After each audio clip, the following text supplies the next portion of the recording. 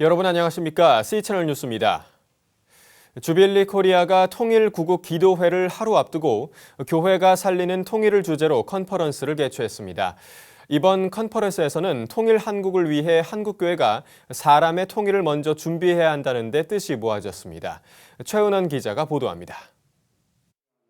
보건적 통일운동을 위해 활동하고 있는 50개 북한 사역 단체들이 통일을 위한 기도운동 확산을 위해 2014 기도 큰 모임 주빌리 코리아를 진행하고 있습니다. 매년 6월 6일 개최해온 주빌리 코리아 기도 큰 모임은 특별히 내년 광복 70주년을 앞두고 기도의 불씨를 하나로 모은다는 점에서 국내의 지역에서 참가하는 국제대회로 열리고 있습니다. 첫날 진행된 통일 컨퍼런스는 어떻게 통일을 살릴 것인가, 전문 영역에서의 통일 준비, 통일을 위한 한인 디아스포라의 역할 등을 주제로 전문가들의 강연이 있었습니다. 컨퍼런스에서는 18분 이내에서 자신의 견해를 밝히는 테드 형식이 도입돼 참가자들의 관심을 끌었습니다. 이날 테드 강연은 한국교회가 사람의 통일을 위해 나아가야 할 방향에 대한 발제가 주를 이뤄졌습니다. 먼저 평화와 통일이라는 주제로 강연한 서울대 김병로 교수는 사람의 통일에는 먼저 민족 간 갈등 중재와 화해가 중요하다며 한국교회가 남북한 화해와 치유에 앞장서는 리더가 돼야 한다고 강조했습니다. 그 저변을 흐르고 있는 적대의식, 적대감정 이런 것을 해결하기 위해서는 한국 사회 다른 어디에도 이 문제를 해결할 수 있는 힘과 능력, 에너지는 없다라고 봅니다. 교회, 또 말씀, 하나님 말씀 밖에는 그 분단을 뛰어넘을 수 있는 힘, 화해할 수 있는 힘은 없다라고 생각합니다. 통일한국의 준비 과정을 기업 브랜딩 과정에 접목시킨 통일한국 젊은 포럼의 전병길 운영위원장은 사람의 통일을 위해 한국교회가 지녀야 할 가장 큰 덕목으로 관용을 제안했습니다. 전 운영위원장은 보수의 대표 인사인 박태준 전 포스코 회장이 이적성 시비로 몰린 조정래 작가를 비호한 사례를 들며 관용이 있는 사회가 다양한 문화가 수용되고 인재가 모인다고 강조했습니다. 이어 전 운영위원장은 남북 통일에 대한 접근이 안보 외에 더 다양한 시각에서 더 많은 세대를 아우르는 방법으로 설계돼야 한다며 통일에 대한 브랜딩 과정을 거친다면 통일 한국에 대한 확고한 비전을 세울 수 있을 것이라고 덧붙였습니다. 지금 우리에게 필요한 것은 관용의 마음, 조정래 씨와 박태준 씨가 가졌던 서로에 대한 관용의 마음이 필요한 것 같고요. 그 다음에 과감하게 실천할 수 있는 담대한 용기가 필요한 것 같고요. 그리고 멋있고 매력적인 나라를 만드는 그런 통일한국에 대한 비전이 필요한 것 같습니다. 서터민의 정착을 지원해온 새희망나루교회 마요한 목사는 통일은 하나님의 뜻이자 한국교회의 사명이라며 한국교회는 새터민에 대한 복음과 사역으로 통일을 연습할 수 있을 것이라고 전했습니다. 우리 만나서 서로에 대해서 알아갈 때 우리 한국교회가 북한에 대해서 더 깊이 알고 또 우리가 북한을 위해서 무엇을 기도하고 앞으로 북한의 문이 열렸을 때 어떤 것들을 준비해 가야 될지 그리고 또 북한 사람들에게 접근할 때 어떤 마음을 가지고 접근하고 그들이 가지고 있는 상처와 아픔과 고통이 어떤 것인지 하는 것을 저는 알 수가 있다고 생각합니다. 이날 강연에 참여한 연사들은 우리나라 국민 중 일부가 지니고 있는 통일에 대한 부정적인 선입견을 버려야 한다고 입을 모았습니다. 또한 통일을 준비하는 한국교회가 서로 협력하며 하나 되고 일치된 모습을 보이기 위해 노력해야 한다는 의견도 제시됐습니다. 한편 통일 컨퍼런스에 이어 6일에는 기도 큰 모임이 계속됩니다. 통일 엑스포와 북한 사진전, 야외 축하 공연 등 식전 행사에 이어 약 5시간 동안 3천여 명이 함께한 가운데 한반도 통일을 위한 기도 합주회 등이 진행됩니다. C채널 뉴스 최은원입니다. 사단법인 한국교회연합이 성명을 내고 6.4 지방선거를 통해 여야 모두에게 겸허한 자성과 변화를 요구했습니다. 한 교회는 이번 6.4 지방선거에서는 지역 현안과 살림, 교육을 누구에게 맡길 것이냐가 최우선 과제였다며 국민들은 여야 모두에게 책임을 묻는 동시에 변화와 개혁을 요구한 선거였다고 평가했습니다. 또 이번 선거에서는 정책 대결이 실종되고 대통령 지키기와 정권 심판론에 대한 목소리가 높아지면서 풀뿌리 민주주의가 심각하게 훼손됐다고 아쉬움을 나타내고 정치권은 선거 결과를 더욱 무거운 책임감과 채찍질로 받아들여야 할 것이라고 전했습니다.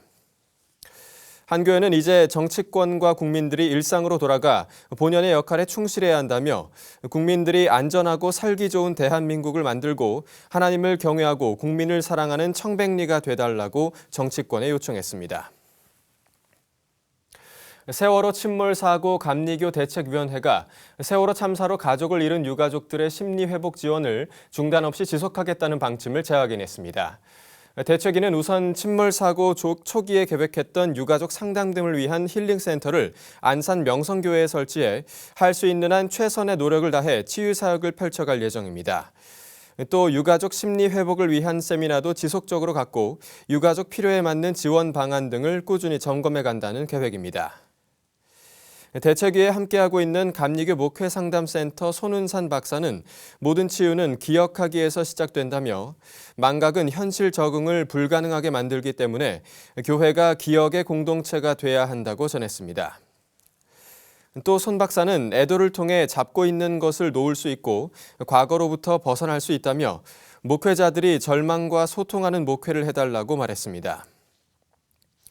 이와 함께 감리교 목회상담센터 이기춘 박사는 기독교의 과제는 자살에 대한 예방책을 강구하는 것이라며 유가족의 극단적 선택을 예방해야 한다고 강조했습니다. 한편 대책위는 지난 3일 안산 성광감리교회에서 지역 목회자와 성도 등과 함께 첫 세미나를 가진 바 있습니다.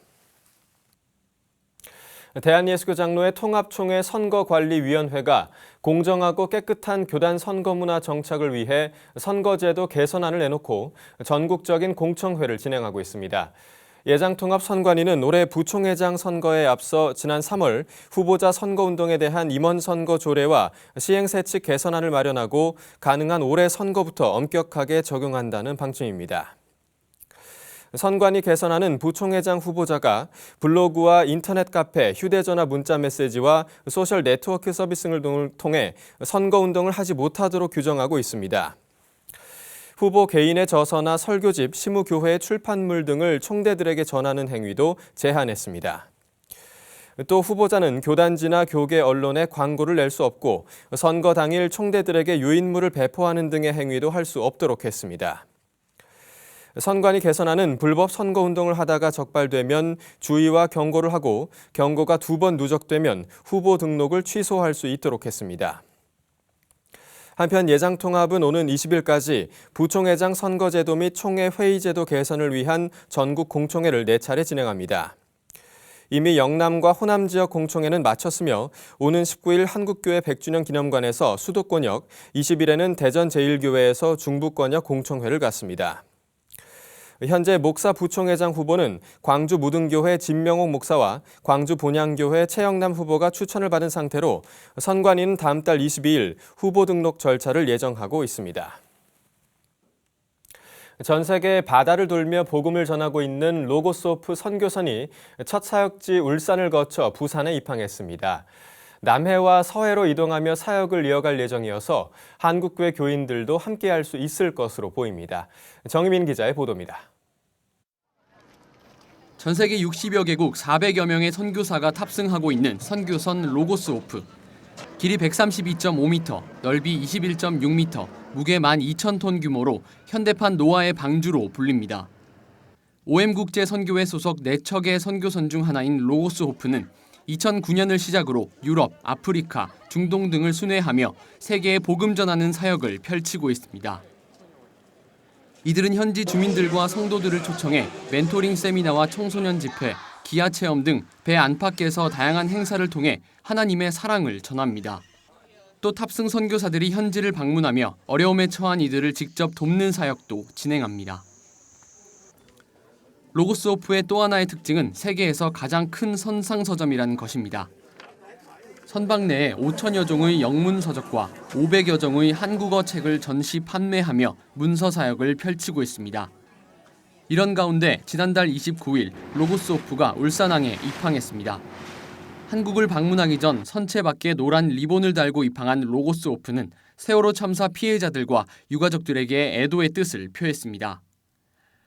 한국 일정의 첫 사역지인 울산에서는 5일간 7천여 명이 넘는 이들이 다녀갔습니다.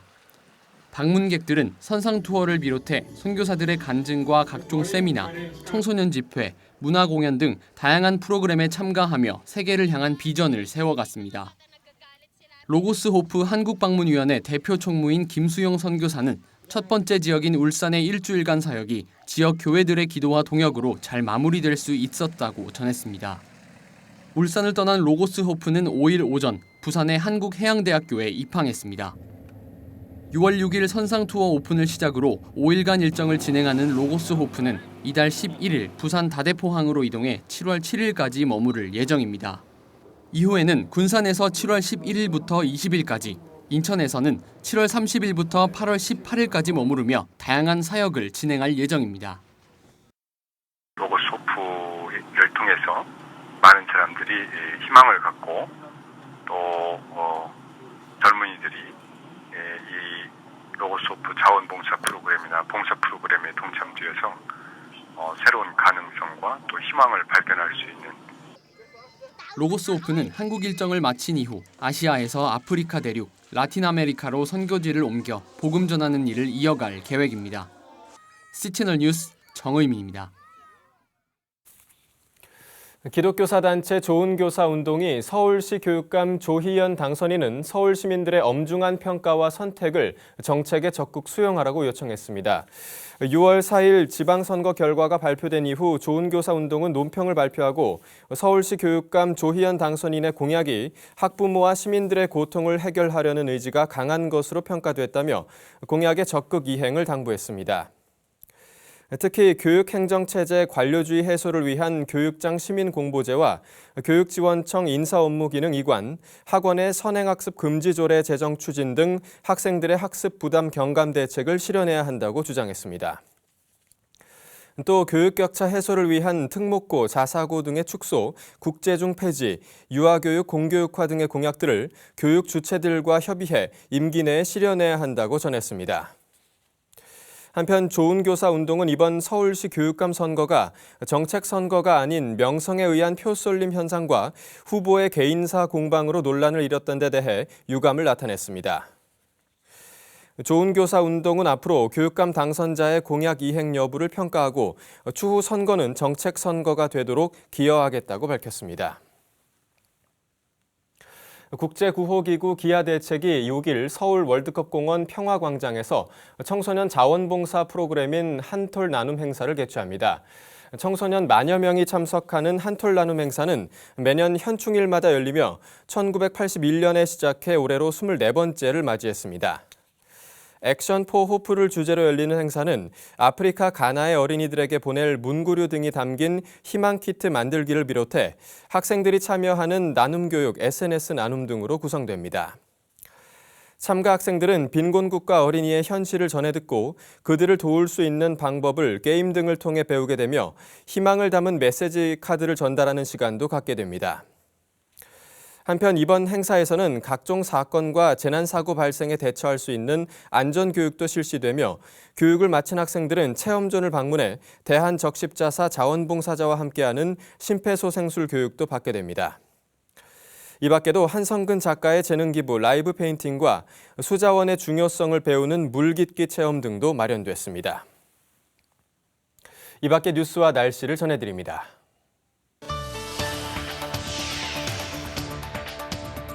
힐송 유나이티드 투어팀이 8일 오후 6시 서울 올림픽공원 체조경기장에서 라이브 워십 콘서트를 개최합니다.